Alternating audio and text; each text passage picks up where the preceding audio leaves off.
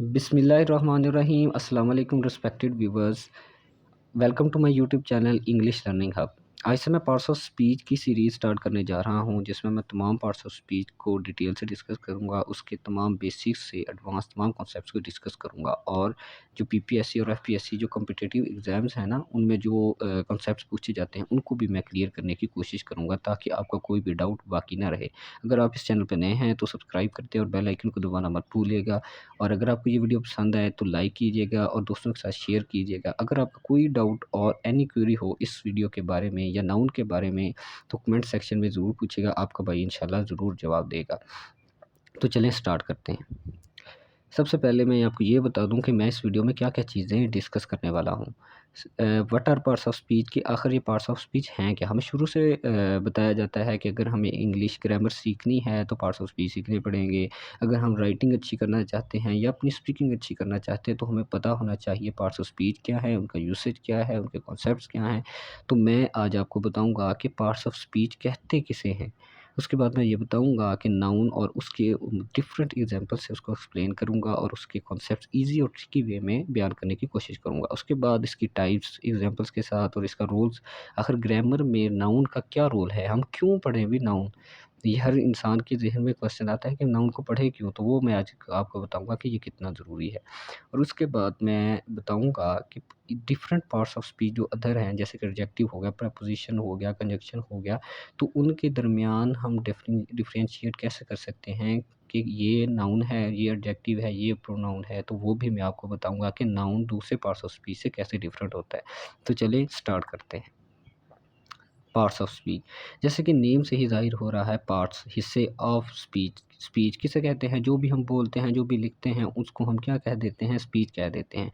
और जिन हिस्सों से वो मिलकर बनती है उसको हम पार्ट्स ऑफ स्पीच कह देते हैं। जैसे कि 8 हैं वो टोटल, और जो मैंने मेंशन किए हुए हैं, noun, pronoun, adjective, verb, adverb, preposition, conjunction, interjection. तो इस वीडियो में मैं नाउन को डिस्कस करूँगा, बाकियों को भी डिस्कस करूँगा, वो सेपरेट वीडियो में डिस्कस करूँगा, आपने टेंशन नहीं लेनी, और मैं इनके तमाम कॉन्सेप्ट्स आपके साथ शेयर करूँगा। चलिए तो स्टार्ट करते हैं नाउन। इसकी डेफिनेशन जो आपने टिपिकल एक तो सुनी होगी, noun is a name of a person, place और थिंग। लेकिन आज मैंने एक एडवांस जो है वो ऐड की है, आइडिया और एक्शन। ठीक है? कोई भी शख्स, कोई भी जगह, कोई भी चीज़, किसी आइडिया या एक्शन के नाम को हम जो एक नेम डिनोट कर देते हैं उसको नाउन कहते हैं। इन सिंपल वर्ड्स, दुनिया में जो भी चीज़ें पाई जाती हैं उन सब के नामों को हम क्या कहते हैं? नाउन। ग्रामर में उसे नाउन के नाम से जाना जाता है। अब इसे रिप्लेस भी कर सकते हैं नाउन के साथ, नेम के साथ इसको रिप्लेस कर दें, तो आप इज़िली इसका कॉन्सेप्ट समझ आएँगे।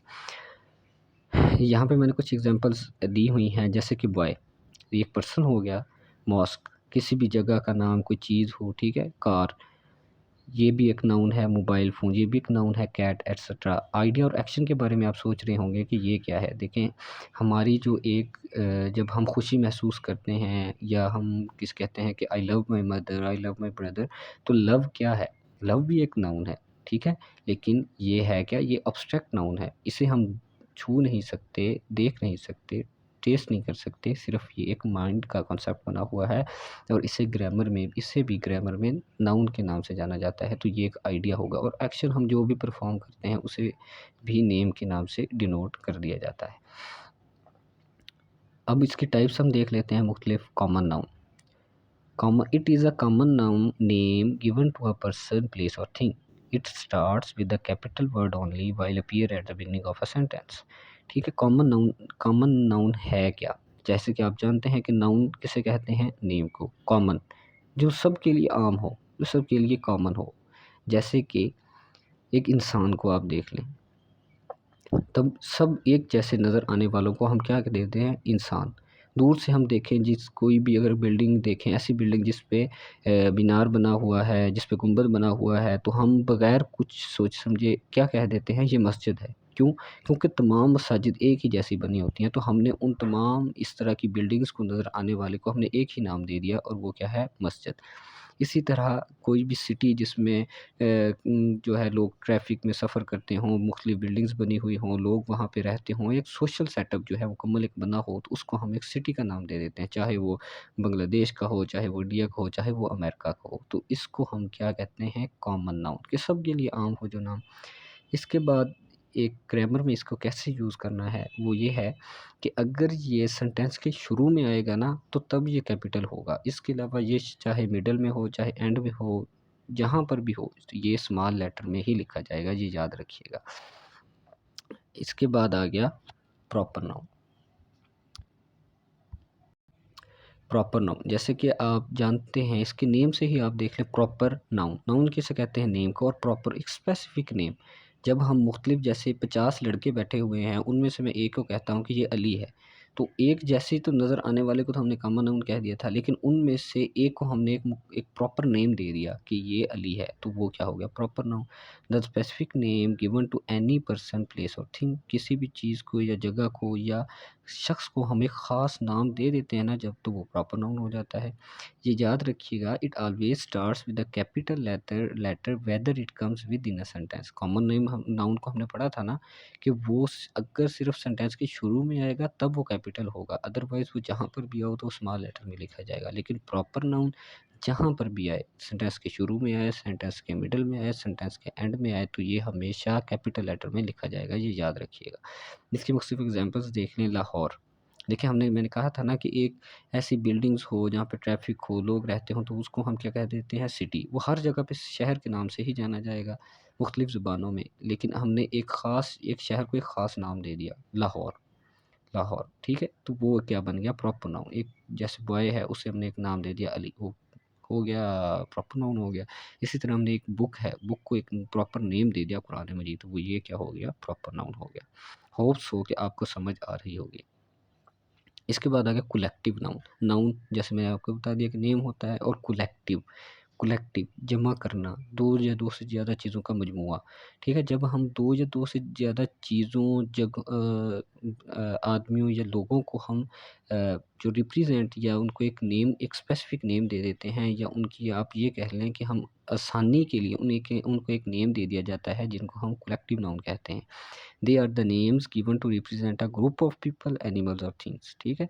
जैसे कि मुख्तलिफ बॉयज़ जो हैं वही क्लास में बैठे हुए हैं और उनको एक टीचर पढ़ा रहा है, तो उसको हम क्या कहते थे? अ क्लास ऑफ स्टूडेंट्स, ठीक है? जो क्रिकेट के प्लेयर होते हैं वो 11 होते हैं, लेकिन हम वो 11 लोगों को एक जनरल सा नेम दे देते हैं, टीम, ठीक है? इस तरह अ बंच ऑफ ग्रेप्स, इसको हम क्या कहते हैं? Collective noun. इसके बाद आ गया abstract noun. The things which we can't see, touch and taste. ऐसी चीज़ें जिनको हम ना तो छू सकें, ना उनको देख सकें, और ना ही उनका कोई टेस्ट हो, तो उसको हम क्या कहते हैं? Abstract noun. वो फीलिंग्स होती हैं जो हमारे माइंड में आती हैं, हमारे दिल में आती हैं। जैसे कि I love my mother, I love my father, I love my brother, I love my sister. तो लव क्या है? लव एक एब्स्ट्रैक्ट नाउन है, ये फिजिकल एग्जिस्टेंस नहीं रखता। जो चीज़ फिजिकल एग्जिस्टेंस ना रखती हो वो एब्स्ट्रैक्ट नाउन होता है। जैसा कि लव हो गया, हैप्पीनेस हो गया, ये हमारे माइंड के कॉन्सेप्ट हैं, ये फिजिकल एग्जिस्टेंस नहीं रखते। डिज़ायर हो गया, ठीक है, एटसेट्रा। इसके बाद मटेरियल नाउन, देखिए ये नाम से ही ज़ाहिर हो रहा है, ऐसी चीज़ें जो मटेरियल हों, टूल्स वगैरह। These are the names given to the material substance और things which made up of something. जो जो किसी चीज़ों से मिलकर बनी हो ना, वो चीज़ें मटेरियल नाउन कहलाती हैं। टूल्स हो गया, कॉपर, गोल्ड, आयरन, डायमंड, ये सारी चीज़ें जो हैं ये मटेरियल नाउन में आ जाती हैं। इनका इस्तेमाल बहुत कम होता है। सिर्फ़ ये जान लें कि आपको अगर कोई एमसीक्यूज़ आ जाता है, ये पूछा जाता है कि कॉपर नाउन कौन-सा नाउन है, तो आप बता देंगे इंशाल्लाह ईज़िली कि ये मटेरियल नाउन है। इसके बाद आ गया काउंटेबल नाउन और अनकाउंटेबल नाउन। इंतहाई ईज़ी है। काउंटेबल, जैसे कि नेम से ज़ाहिर हो रहा है कि ऐसे those things which we can count, ऐसी चीज़ें जिनको हम गिन सकें, उनको काउंटेबल नाउन कहा जाता है। जैसे कि bottles, bag, pen, books, apple, इनको हम गिन सकते हैं ना, तो ये क्या हो गया? काउंटेबल नाउन हो गया। अनकाउंटेबल नाउन, ठीक है? ऐसे नाउन जिनको हम ऐसी चीज़ें जिनको हम गिन ना सकें, those things which are uncountable, तो उनको हम क्या कह देते हैं? Uncountable noun. जैसे कि मिल्क हो गया, अब मिल्क को हम गिन तो नहीं ना सकते। वाटर हो गया, कतरा-कतरा, इनका गिन नहीं सकते। नॉलेज की भी हम पैमाइश नहीं कर सकते। शुगर, सैंड एटसेट्रा, तो इन सब को क्या कहते हैं? Uncountable noun. गाइज़ याद रखिएगा, यहाँ पे ना मैं आपको एक कॉन्सेप्ट देना चाहता हूँ। काउंटेबल नाउन जो होते हैं ना, ये एज़ अ सिंगुलर और प्लूरल दोनों यूज़ हो सकते हैं, लेकिन अनकाउंटेबल नाउन हमेशा जो है सिंगुलर ही यूज़ होते हैं, ये याद रखिएगा। आप ये कॉन्सेप्ट भी जानते होंगे कि सिंगुलर के साथ प्रेज़ेंट में तो एस-ई-एस का इज़ाफ़ा होता है या इज़ लग जाता है या हैव लग जाता है, ठीक है? सिंगुलर के साथ ये कॉन्सेप्ट आपको याद होगा और प्लूरल के साथ हमेशा एस-ई-एस का इज़ाफ़ा नहीं होता, आर लगता है, हैव हैज़ लगता है, हैड लगता है, तो ये सारी चीज़ें आपने याद रखनी है। ये एक कॉन्सेप्ट में देखिए नॉलेज इज़ पावर होता है, नॉलेज आर पावर नहीं होता। ये काफ़ी बार क्वेश्चंस एफपीएससी और पीपीएससी में पूछा गया है। इसके बाद कुछ एडवांस कॉन्सेप्ट्स हैं जो मैं आपको देना चाहता हूँ, देखें और फिर ये भी मैं आपको बताऊँगा कि हम नाउन क्यों पढ़ते हैं। एक आपने ये इस स्ट्रक्चर से आप फ़ैमिलियर होंगे subject plus verb plus object. ये तो आपको पता होगा कि कोई भी हम जो सेंटेंस बोलते हैं या लिखते हैं वो 3 चीज़ों से मिलकर बनता है। एक तो सब्जेक्ट हो गया, एक वर्ब हो गया और एक ऑब्जेक्ट होगा। ये याद रखिएगा कि सब्जेक्ट और ऑब्जेक्ट ये दोनों नाउन होते हैं। मैक्सिमम ये नाउन होते हैं और इनका बहुत गहरा इन्फ्लुएंस वर्ब पे भी होता है। तो ज़्यादातर चीज़ें जो हमारी स्पीच में जो बोली जाती है क्योंकि हमारे इर्द-गिर्द पाए ही नाउन जाते हैं, ज़्यादातर चीज़ें ही पाई जाती हैं, तो हमारी स्पीच का हिस्सा भी तो नाउन ही होंगे ना। तो इसलिए इसको पढ़ना और इसको रिकॉग्नाइज़ करना, इसको डिफरेंट कैटेगरीज़ में डिवाइड करके इनका जानना, इनका यूसेज हमारे लिए ज़रूरी है, इसलिए हम नाउन को पढ़ रहे हैं। इसके बाद प्लूरल और सिंगुलर का कॉन्सेप्ट देखिए हमारा ना एक टिपिकल कॉन्सेप्ट बना हुआ है कि जिसके साथ भी एस लगेगा ना वो प्लूरल हो जाएगा, ऐसा नहीं होता। आप जैसे कि देख रहे हैं चिल्ड्रन, अब इसके साथ एस नहीं ना लगा है लेकिन ये एज़ अ प्लूरल इस्तेमाल होगा। इसी तरह डियर, कैटल, पीपल ये सब जो हैं एज़ अ प्लूरल इस्तेमाल होंगे और इनके साथ एस नहीं लगा हुआ और याद रखिएगा प्लूरल के साथ हमेशा आर लगता है, इज़ नहीं लगता, ठीक है? इस तरह के कॉन्सेप्ट। उसके बाद सिंगुलर, जिसके सामने एस लग जाए उसका ये मतलब नहीं होता कि वो प्लूरल है, जैसे physics, news, politics etcetera. News और पॉलिटिक्स एफपीएससी और पीपीएससी के एग्ज़ाम में काफ़ी बार पूछे गए हैं। ये याद रखिएगा न्यूज़ इज़ होता है, न्यूज़ आर नहीं होता। इसी तरह पॉलिटिक्स इज़ होता है, पॉलिटिक्स आर नहीं होता, ठीक है? इसके अलावा न्यूटर जेंडर, याद रखिएगा न्यूटर जेंडर जो है ऐसा होता है जो ना मेल हो ना फीमेल हो। तो उसके लिए जैसे कि बेबी, इंसेक्ट्स एक्स्ट्रा और भी बहुत से हैं जिनको आपने खुद होमवर्क करके ढूँढना है ताकि आपके अच्छे से कॉन्सेप्ट्स क्लियर हो जाएँ और आपको चीज़ें याद हो जाएँ। यहाँ पर मैं आपको सिर्फ़ एक जनरल सा कॉन्सेप्ट्स दे रहा हूँ। ठीक है? बेबी जो है इसके साथ आप सोच रहे होंगे कि अगर हिम नहीं लगेगा, हीज़ नहीं लगेगा, ही नहीं लगेगा तो फिर क्या लगेगा? इट्स लगेगा।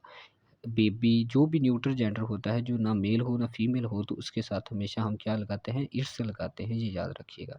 इसके बाद जीरन का कॉन्सेप्ट, ये बहुत एडवांस कॉन्सेप्ट है और शायद ही आप इससे पहले जानते हों।